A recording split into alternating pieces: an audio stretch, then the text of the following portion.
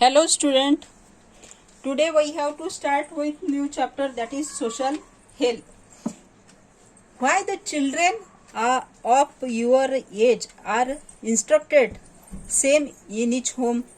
Our lifestyle has been changed to some extent in this age of technology. Each person is busy with own daily routine work and favorite job only. How much is it scientifically correct? पहा आता या तुमच्या वयातली जी काही मुलं आहेत त्यांना काय केलेलं आहे, काही कामं करता, काही गोष्टी करता, रिस्ट्रिक्शन लावलेले आहे घरून की इतक्या वाजता जा, इतक्या वाजता या, हे नका करू, ते नका करू, हे नका पाहू, ते नका पाहू. मग आता हे जे लाईफस्टाईल झालेली आहे तर या टेक्नॉलॉजीनुसार किंवा नवीन तंत्रज्ञानानुसार आपण हे नाही बघणार की हे का नाही करायला पाहिजे, कसं करायला पाहिजे वगैरे. तर त्याचं सायंटिफिक रिझन जे आहे ते आपण बघणार आहोत, ते आपण शिकणार आहोत. तसं पाहिलं तर आपलं जे काही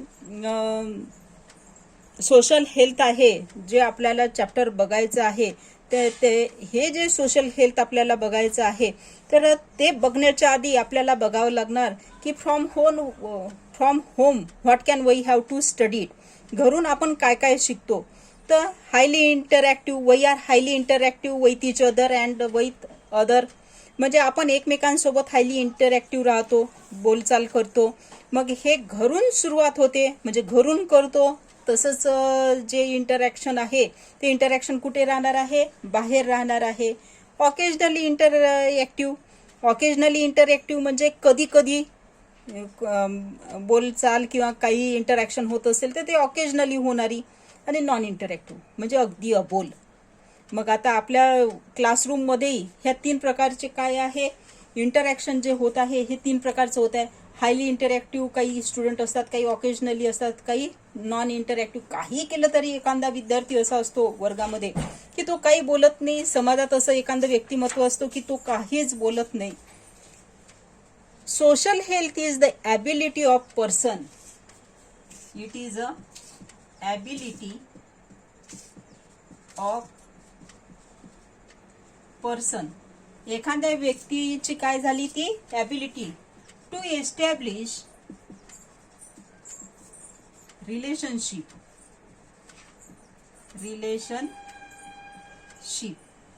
to establish the relationship with other person. म्हणजेच ही काय झाली, क्षमता झाली. एखाद्या व्यक्तीची क्षमता दुसऱ्या व्यक्तीसोबत असणारं हे काय आहे, एक प्रकारचं रिलेशनशिप आहे. Ability to change one's own behaviour according to changing the social condition is an important characteristics of social health. म्हणजे जशी परिस्थिती असेल त्या परिस्थितीनुसार आपल्यामध्ये घडून येणारा बदल, हे काय झालं, सगळ्यात मोठा गुणधर्म झाला. Various factor like strong personality, having large number of friends, relative, proper use of timing during the loneliness and with the peer group. पहा आता याच्यामध्ये आपल्याला काय काय बघायचं आहे की वेगवेगळे फॅक्टर आहे की त्याच्यामध्ये स्ट्रॉंग पर्सनॅलिटी, स्ट्रॉंग म्हणजे अगदी खंबीर व्यक्तिमत्व असेल तर त्याच्या भोवती असणारा फ्रेंड सर्कलही कसं असतो, लार्ज अमाऊंटमध्ये असतात. त्यानंतर आपल्या जवळ जो वेळ आहे त्याचं प्रॉपर काय करायचं आहे, यूज करायचं आहे जर आपण एकटे पडत असू तर. किंवा मग आता कुमारवयीन जे मुलं असतात तर त्या मुलींचा जो काही ग्रुप असतो त्याला आपण पीर ग्रुप असं म्हणतो इंग्लिशमध्ये. हा जो पीर ग्रुप असतो हा पीर ग्रुपमध्ये एक वेगळंच असते. कारण बघा, generation to generation there are so many different subject are interconverted. म्हणजे प्रत्येक वयोगटानुसार जे आपण म्हणतो जनरेशन, प्रत्येक जनरेशन आपल्यानुसारच विचार करेल असं नाही. म्हणजे it is a one of the more generation, आपण काय म्हणतो, जनरेशन गॅप. त्याला आपण जनरेशन गॅप म्हणतो. की जसं आजी आजोबा असेल घरी, आजी आजोबांचं नातवांशी कधी पटणार नाही. कारण आजी आजोबांचे विचार आणि नातवांचे विचार यामध्ये साम्य येऊ शकत नाही. Because there is a one more काय म्हणावं लागेल, त्याच्यामध्ये एक प्रकारची विचारांची देवाणघेवाण जी आहे तर त्याच्यामध्ये एज फॅक्टर येत आहे. आणि हेच रिलेशनशिप आपल्याला आज ह्या सोशल हेल्थच्या मार्फत शिकायचं आहे की हा जो पीर ग्रुप असतो दॅट इज कॉल्ड ॲज, जे आपण म्हटलेलं आहे की नातवांचा ग्रुप म्हटलेला आहे की तो पीर ग्रुप आहे. त्यांच्या गोष्टी अलग राहील. मिडल एजवाल्यांचा ग्रुप, त्यांच्या गोष्टी, त्यांचं थिंकिंग, त्यांचे विचार आणि टॉकिंग अबाउट द सब्जेक्ट वेगळा राहील. आणि जे एकदम एजेड आहे त्यांचा सब्जेक्ट वेगळा राहील.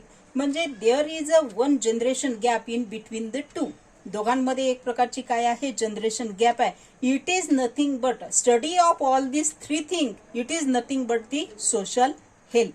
हे झालं social health. Trust in other, respect and acceptance for the other are the important for good social health. आणि सोशल हेल्थमध्ये नेमक्या कोणत्या गोष्टी रिस्पॉन्सिबल राहणार आहे? First one is respect. मग तो लहान असो की मोठा असो त्याचा आपण काय करायला पाहिजे, आदर करायला पाहिजे. Second one is acceptance. Acceptance म्हणजे प्रत्येकाची प्रत्येकच गोष्ट बरोबर असेल असं नाही किंवा चुकीची असेल असं नाही, पण त्या गोष्टीचं आपण काय करायला पाहिजे, ॲक्सेप्ट करायला पाहिजे, ॲक्सेप्टन्स करायला पाहिजे. ॲक्सेप्टन्स फॉर अ टायमिंगनुसार ते ॲक्सेप्ट करायला पाहिजे, रिस्पेक्ट करायला पाहिजे. आणि सोशल हेल्थ किंवा सोशल लाईफ जर जगायची असेल तर त्याच्यामधल्या ह्या दोन गोष्टी ज्या आहेत, first thing is respect and second thing is acceptance. Both things are most important, and both things and many other various factors that can affect the social health, but these two things can more affect the social health. Factors disturbing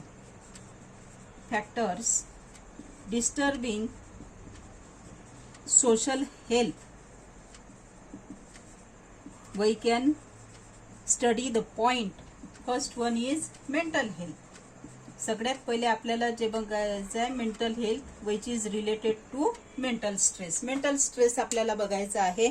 competition has increase in opportunity for education, employment and business due to increase in population. Population जसं वाढलेलं आहे त्या पॉप्युलेशनच्या प्रमाणात काय झालेलं आहे, शिक्षणामध्ये, नोकरीमध्ये किंवा व्यापारामध्ये काय वाढलेली आहे, एक प्रकारचं कॉम्पिटिशन आलेली आहे. Children are facing the problem of loneliness and mental stress due to reason like nuclear family and parents staying outdoors due to job. आणि हे जे मुलं आहेत तर मुलं कोणता प्रॉब्लेम फेस करून राहिले आहे, एकटे का पडून राहिलेले आहे, त्यांच्यावर मेंटल स्ट्रेस का बरं येत आहे? कारण न्यूक्लिअर फॅमिली कशी झाली आहे, शॉर्ट झालेली आहे. पहिले जॉईंट फॅमिली होती, जॉईंट फॅमिलीमध्ये मोर दॅन पर्सन होते, त्याच्यामुळे मग त्यांना एकटं वाटत नव्हतं, ते एकमेकांशी खेळत राहायचे, एकमेकांशी बोलत राहायचे. पण ती फॅमिली आता न्यूक्लिअर फॅमिली झाली आहे, म्हणजे शॉर्ट फॅमिली झाली आहे. पूर्वीच्या काळात फक्त पुरुषच कमाई करायचा, तोच घराच्या बाहेर जायचा, त्याच्यामुळे त्यांच्या सानिध्यात आई राहायची. पण आता काय झालेलं आहे, दोघंही पॅरेंट्स, आई वडील जर नोकरीवर जात असेल तर मुलं एकटे घरी राहतात. And this is the main reason of person can feeling a loneliness and can be going through mental stress. Mental स्ट्रेसमध्ये का बरं जातात तर त्याचं हे एक मेन रिझन आहे. And there are so many problems which is related to home. याच्या व्यतिरिक्त काही असेल की सोशल हेल्थमध्ये जो तो पर्सन येत आहे, सोशल लाईफ जगत आहे, आणखी काही प्रॉब्लेम असेल. There are many bindings on girls and excessive freedom for the boys in some families. काही फॅमिली अशी असते की त्या फॅमिलीमध्ये काय असेल की बॉय पण असेल आणि गर्ल्स पण असेल, दोघंही असेल. आणि दोघांमध्ये मग काय केली जाते, कंपॅरिझन मध्ये जर बॉय असेल तर बॉयला काय दिलं जाते, एकदम फ्रीडम दिलं जाते. आणि इथे पाहत असताना गर्ल्स जी आहे, मुलगी जी आहे, तिला काय राहील, बाइंडिंग राहील. बाइंडिंग म्हणजे तू इथे नको जाऊ, तिथे नको जाऊ, हे नको करू, ते नको करू. आणि अशामुळे ह्या दोन कंपॅरिझनमुळे एका फॅमिलीमध्ये दोन पर्सन असल्यानंतर दोघांमध्ये जे काही ही कंपॅरिझन होते त्याच्यामुळे ही मुलांवर काय येतो, एक प्रकारचा स्ट्रेस येतो. Do you see the advertisement about increasing awareness on avoiding the discrimination between girls and boy or sister and brother in same family on the choice of fresh or left over the food learning medium. म्हणजे बऱ्याच याच्यामध्ये कशामध्ये केलं जाते, खाण्यापिण्यापासून तर शिक्षण घेण्यापर्यंत त्यांच्यावर काय असते, कंपॅरिझन केली जाते आणि त्यानुसार त्यांना ठेवलं जाते. In society 2 adolescent girl have unnecessarily faced the problem like teasing and molestation. Girls are facing the problem of stress due to such gender inequality. आणि मुलीला अशा पद्धतीचं जेंडर इनइक्वॅलिटीचे बरेच प्रॉब्लेम फेस करावे लागते, म्हणून मेंटल स्ट्रेस येणं साहजिक आहे. आणि म्हणून हे स्ट्रेस जे आलेले आहे, everyone has to face the stress due to ever increasing disorder, crime and violence. म्हणून दिवसेंदिवस हे जे क्राईम आहे, हे सगळे प्रॉब्लेम आपण काय करत आहे, हे घडत कुठे आहे, समाजामध्ये घडत आहे. त्याच्यामुळे इनडायरेक्टली कशावर येत आहे, फॅमिलीवर येत आहे. At the same time people looking at this as fast and easy way of making money may become part of such system and this is the deadly effect of social illness. म्हणजे सामाजिक जे काही आरोग्य आहे त्याच्यासाठी हे काय आहे, एकदम पटकन कमाई करण्याचं जे काही साधन आहे, त्याच्यामुळे आपण काय होतो, हे समाजाला एकदम समाजाच्या आरोग्याला घातक आहे. Second thing is that addiction. Second most important point is addiction. Peer group. Peer group means जो कुमारवयीन मुलं मुली असतात ते is stronger in case of adolescent which prefer the company of friend and follow their good and bad habits instead of advising parents and teacher. आता हे जे कुमारवयीन मुलं मुली असतात यांना शिक्षकांनी, पॅरेंट्सनी किंवा समाजात आणखी कोणी कितीही समजून सांगण्याचा प्रयत्न केला तरी ते जास्तीत जास्त कोणाच्या सानिध्यात असतात, त्यांच्याच वयाच्या मुलामुलींच्या सानिध्यात असतात, त्यांच्याच जे काही मित्रमैत्रिणी असतात त्यांच्या सानिध्यात जास्त वेळ घालवतात. त्याच्यामुळे त्यांच्या सानिध्यात जे येणारे मुलं मुली आहेत, जे त्यांचे मित्रमैत्रिणी असेल की कुठे काम करत असेल तर तिथले मुलं मुली असेल, तर ते जसे वागतात, ते जसे बोलतात किंवा त्यांचे जे गुड अँड बॅड हॅबिट्स आहे ते त्यांचा आत्मसात करतात आणि तशा पद्धतीचं मग ते ऐकतात. आणि तो जो फरक आहे, हा फरक कशाचा आहे, हा फरक त्यांच्या एज ग्रुपचा आहे. म्हणजे त्यांना हे कळत नाही की कोणता गुड आहे, काय बॅड आहे. They are unknown about that. Children in their early age try upon tobacco, cigarette, gutkha, alcoholic drink, drug and etcetera etcetera due to either peer group pressure or a symbol of high standard living or as an imitation of elder. आणि हे जे सगळे आहे addiction जे आहे, एकदा घेऊन बघतात आणि एकदा घेऊन बघितलं की मग हे सगळं काय लागते, त्यांना लट लागते आणि मग ते घेत राहतात. आणि बऱ्याच वेळा तर स्टँडर्ड मेंटेन करण्यासाठी सुद्धा घेतलं जाते आणि त्याच्यामुळे एक प्रकारचं ते काय होतात, ॲडिक्ट होतात. Earlier we have to study the carcinogenic effect of tobacco containing substance on mouth and lung.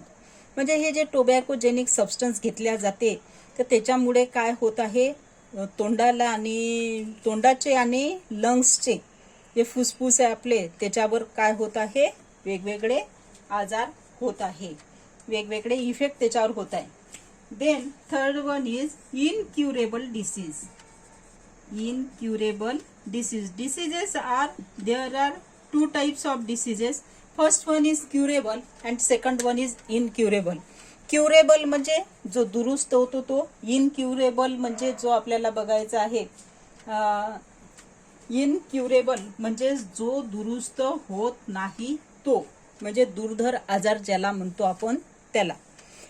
Factors which are ignorance towards the people with incurable disease like TB, tuberculosis, leprosy, mental disorder, AIDS, as well as old person leads to increase in old age home.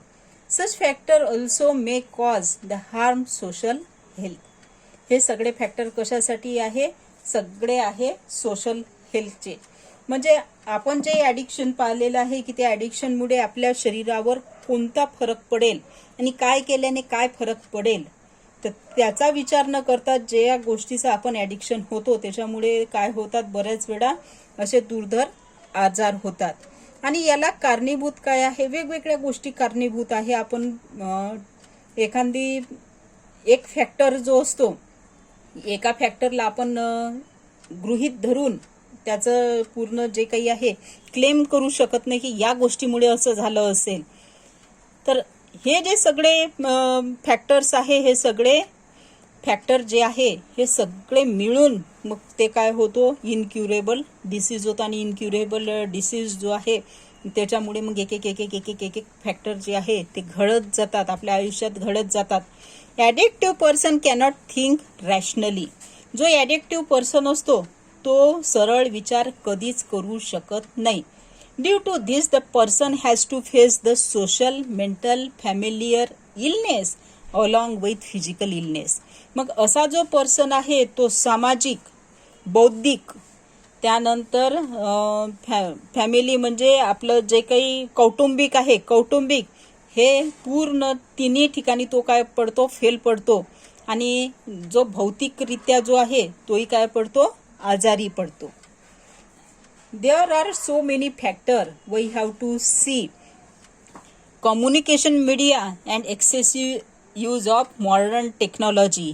याचं मी एक छान उदाहरण देते की communication media कसं आहे आणि कसं राहते. पूर्वीच्या काळात काय व्हायचं की आई ग्राउंडवरून ओढून आणायची आणि म्हणायची की आता खेळणं बंद कर आणि घरात लक्ष दे. आता असं झालेलं आहे की आपण टीव्ही समोर बसलो असतो, मी तुमच्याविषयीच बोलत आहे की आपण टीव्ही समोर बसलो राहतो आणि आई आपल्याला घराच्या बाहेर हाकलते. कशासाठी? की जा आणि थोडंसं खेळून ये. This is the so many difference in between. We can study in the home and we can play indoor and outdoor. म्हणजे आपण घरात राहतो आणि बाहेर राहतो, त्याचं हे एक काय झालेलं आहे, एक खूप मोठा इफेक्ट होत आहे. आता डिअर स्टुडंट, यामधला बराचसा पोर्शन काय केलेला आहे त्यांनी तुम्हाला आउट ऑफ कोर्स ठेवलेला आहे, तर तो सोडून मी यामध्ये तुम्हाला टीच करणार आहे. Next part we have to study in next period. Thank you.